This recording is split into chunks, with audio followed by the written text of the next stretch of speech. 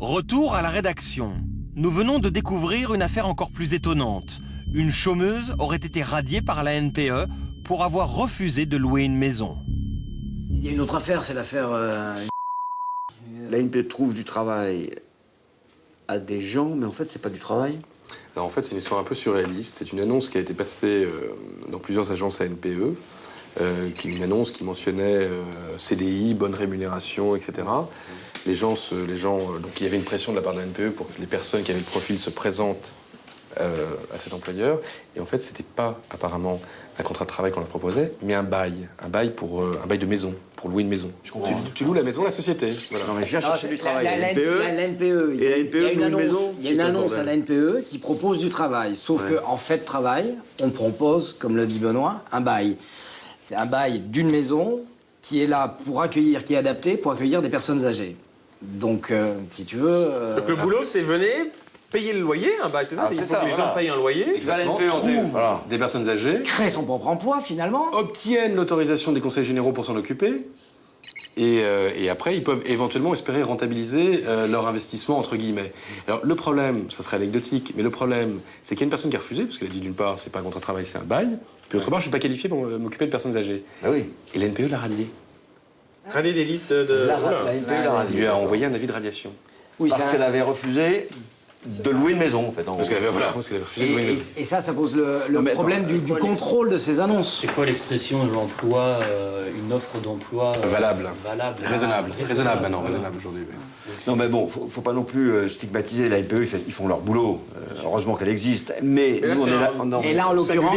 dysfonctionnement, là. Non, d'accord, mais Là, nous, en on est là l'occurrence, aussi ça marche pour pas bien, montrer ce qui fonctionne pas, les dysfonctionnements et les trains qui n'arrivent pas à l'heure. On est là pour ça. Ouais. Donc, tu y vas là-dessus. Pur hasard, cette nouvelle histoire se déroule également au Creusot.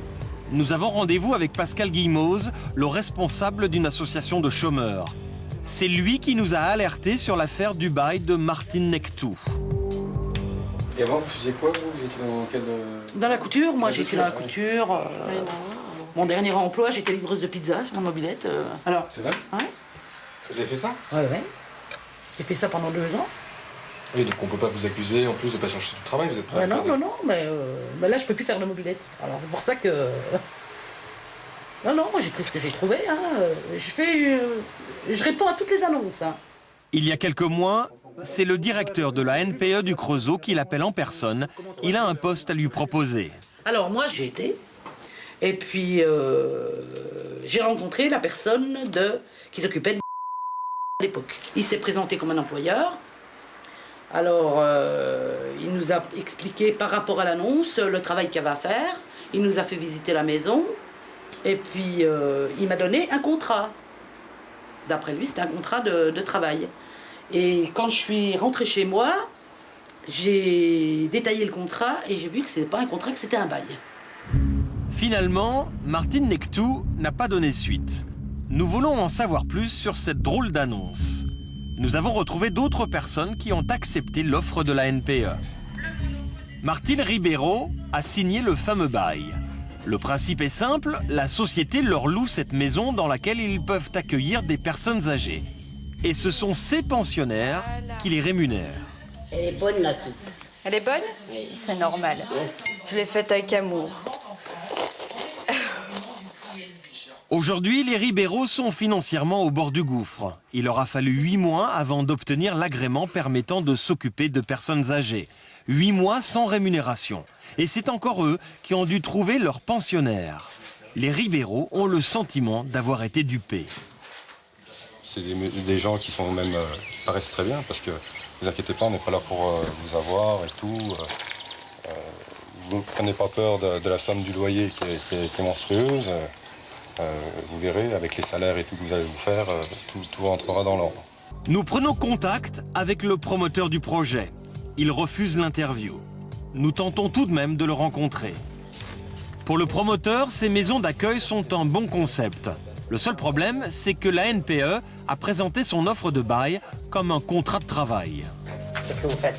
J'ai rien leur dit, c'est des gens dangereux, je les aime pas. pour le coup, je ne sais pas si c'est vous qui l'avez rédigé, mais il y a une polémique quand même, puisque l'annonce présentait, et c'est vrai que c'est... L'annonce il n'y avait pas de CDI à signer. L'annonce de la NPE, elle est rédigée par la NPE sur le cadre de saisie informatique légale. Ça fait 17 ans que je me coltine la NPE en leur disant ne mettez pas de CDD ou CDI. Nous retournons voir Fabienne Brutus, la conseillère de la NPE, pour comprendre comment de telles annonces peuvent être proposées aux chômeurs. On est déjà très pressé par le temps parce qu'on est en base arrière, on s'occupe des employeurs, mais on a aussi nos demandeurs d'emploi qui ont besoin de choses, donc on est tout le temps au taquet. L'employeur qui appelle, qui n'est pas forcément super rigoureux, il nous dit « je veux quelqu'un, c'est tel type d'offre », on n'a aucune possibilité de vérifier quoi que ce soit. On prend l'offre. Il faut savoir que comme c'est très important qu'on puisse présenter beaucoup d'offres aux demandeurs d'emploi, il y a une consigne, c'est le téléphone sonne ou un mail arrive et c'est un employeur, vous vous jetez dessus. Dans les 10 minutes, allez hop, zou, l'offre, elle est saisie, elle est rapprochée, donc directement on va chercher des demandeurs d'emploi tout de suite pour leur proposer l'offre. Et c'est bien de travailler vite, mais la précipitation, quelquefois, c'est l'ennemi de la vérification et d'un souci un peu pointilleux de la qualité de l'offre, quoi. Retour au Creusot, au siège de l'association de chômeurs. Pour Martine Nectou, qui a refusé cette offre étrange, l'histoire ne s'est pas arrêtée là. Qu'est-ce qui s'est passé après, là, pour vous? Alors après, moi j'ai reçu de la NPE, j'ai reçu une décision de gradation de la NPE. Une décision de radiation, c'était voilà. Une décision de radiation. Hein. Moi, ce qui me gêne énormément, c'est que ça a été à Mme Nectou et à nous d'intervenir fort, d'écrire des courriers, de dire cette personne-là ne pouvait pas être radiée pour refus d'emploi parce que c'était pas un emploi, c'était un bail. Il a fallu justifier. Ça a été encore aux chômeurs à démontrer qu'il y avait une fraude, que effectivement l'annonce était mensongère. Bon, si c'était que ça, mais il a fallu encore se défendre. Pour pouvoir, il a fallu envoyer des recommandés partout pour demander à ce que la sanction soit levée. Nous demandons des explications à la NPE du Creusot. On nous indique que le directeur est très affecté par cette affaire. Ce sont donc le responsable départemental et l'attaché de presse de la NPE qui nous reçoivent. Ce qui pose un petit peu problème, c'est qu'il y a des personnes, notamment une personne qui a été sanctionnée apparemment par la NPE pour avoir refusé ce bail, qui n'était pas un contrat de travail. Alors c'est inexact, elle n'a pas été sanctionnée. Enfin, elle a reçu un avis de radiation. Voilà, tout à fait. Donc effectivement, l'entreprise nous a informé que le demandeur d'emploi avait fait preuve de mauvaise volonté. Voilà.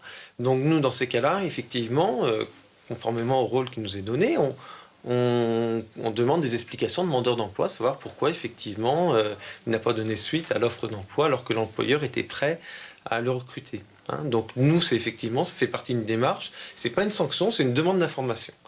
D'accord, parce que nous, on a eu une version différente, comme quoi justement ça avait été compliqué avec le directeur de cette agence ici au Creusot, et qu'elle avait eu du mal à faire valoir justement les motifs qui l'avaient poussé à refuser ce travail. Non, puisque les motifs ont été immédiatement enregistrés par le directeur de l'agence, qui a suspendu immédiatement l'offre, qui a alerté le service juridique de la direction générale, qui a mené une enquête approfondie sur les conditions d'emploi de cette entreprise et qui en a conclu l'annulation véritable de l'offre. Donc les propos de cette personne ont été non seulement entendus, mais compris et soutenus par l'agence. Objectivement, l'agence a fait très bien son travail. On a notre conscience pour nous, quoi. La NPE a sa conscience pour elle en tant que personne morale. Selon l'association de chômeurs, l'offre est encore restée affichée plusieurs semaines. Malgré le caractère mensonger de l'annonce, la NPE n'a intenté aucune action contre cette entreprise.